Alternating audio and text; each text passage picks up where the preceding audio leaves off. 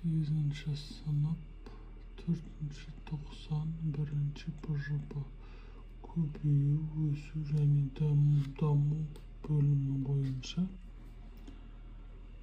БЖБ тапсырмасы. Бірінші тапсырма. Митоз және миоз процесінің айырмашылығын көрсететін кестені толтыр дейді.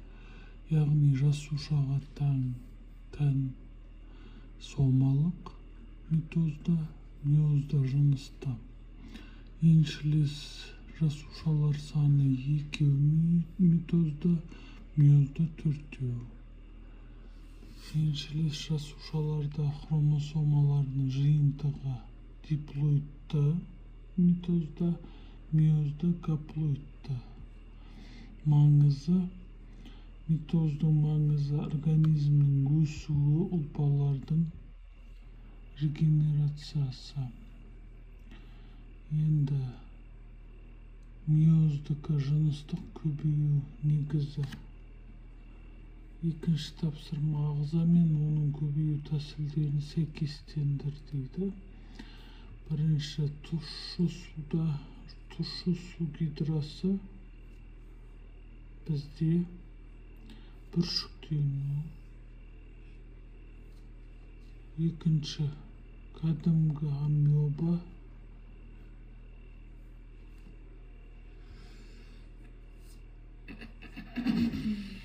Бөліну.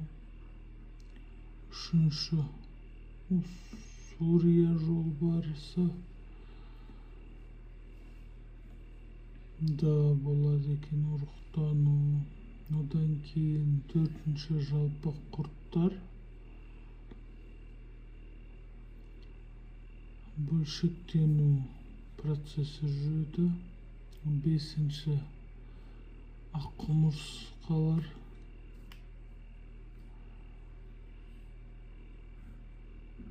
Пантогенез жүреді екен. Келесі тапсырма. Сызбаны қарастыр. 40 жапырақтың даму циклінде сандармен нені көрсететін жаз дейді. Яғни бірінші ересек жапырақты көрсетіп тұр. Екінші сорустар. Екінші сорустарды көрсетіп тұр. Үшінші спораның түзілуі. 4-ші бізде сөніп келе жатқан спора. 5-ші жас өскінші. 6-ші антеридий архигонийді көрсетіп тұр.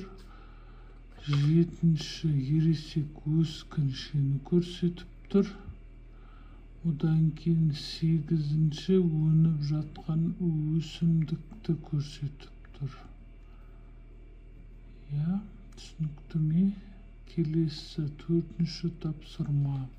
Анықтамада эмбрионның қандай даму кезеңін жататын жаз дейді. Бір қабатты көп жасушалы ұрыққа бластула жатады екен.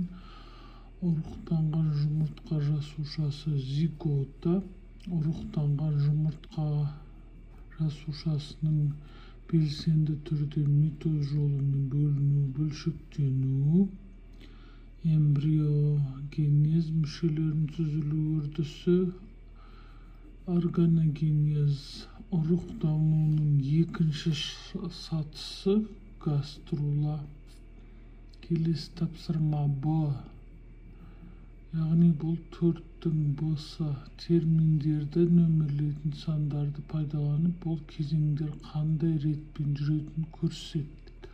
Яғни 1-2, номер 2 сан бізде зигота 1-ші жүреді екен. 3-ші бізде бөлшектену жүреді екен. Одан кейін